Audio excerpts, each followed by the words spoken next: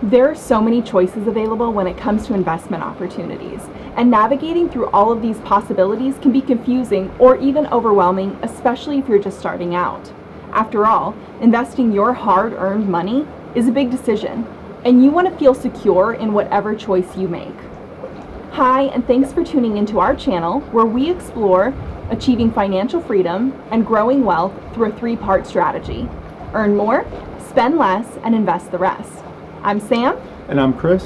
And you guys may notice that today our background is a little bit different than usual, and that's because we're here enjoying life in the beautiful Maldives.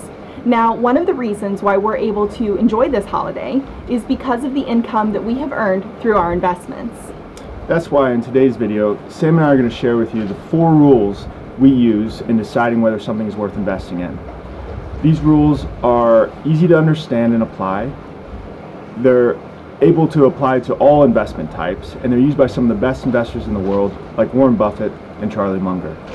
So let's dig in and get started.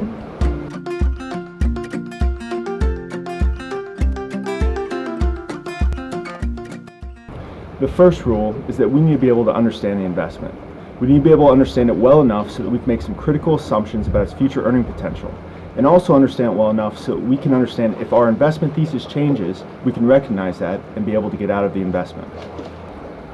The second rule is that the investment needs to have competitive advantages, or as Warren Buffett calls it, a moat. Just like a castle has a moat to protect it from invaders, an investment has a moat to protect it from competition. One of my favorite brands is Coca-Cola, who has one of the best moats in the world. And this gives it pricing power. No matter where you are, you can get a Coca-Cola that tastes exactly like you would if you were at home. When you want a Coke, you don't look at Pepsi, you don't look at a generic brand, you buy a Coke. The third rule is that there needs to be capable and honest management in place. These are people that you are literally trusting your money with, so you want to make sure that they are able to make great decisions and that they are going to be incentivized to put your needs first. And there's many ways that you can check on this. Return on equity, return on invested capital. You can look through their shareholder letters to make sure that they've delivered on their promises, and you can look at how they're compensated to make sure that their compensation incentivizes them to put your interest first and give you the best return as a shareholder. Yeah, absolutely. So having that trustworthy and capable management in place is super important. The fourth rule, and arguably the hardest to determine, is that you need to be able to buy this investment at a price that is fair compared to its value. The first 3 rules support the fourth, and without having confidence in the first 3, you're not going to be able to determine the fourth.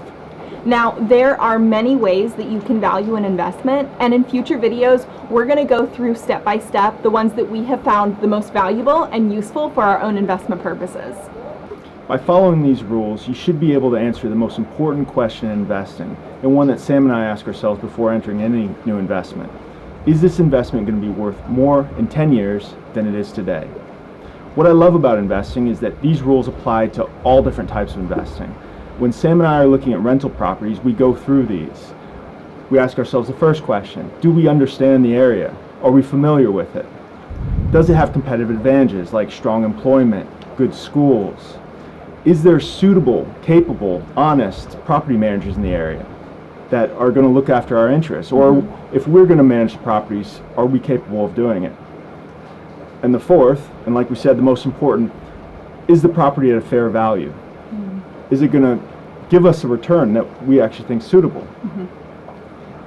If the answer to all these questions is yes, we'll make the investment. Yep.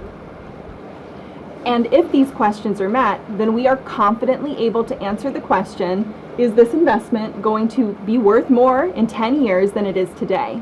And that helps us to know, should we pull the trigger or not?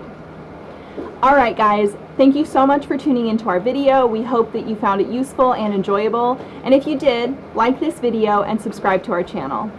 See you next time. And remember, earn more, spend less, and invest the rest.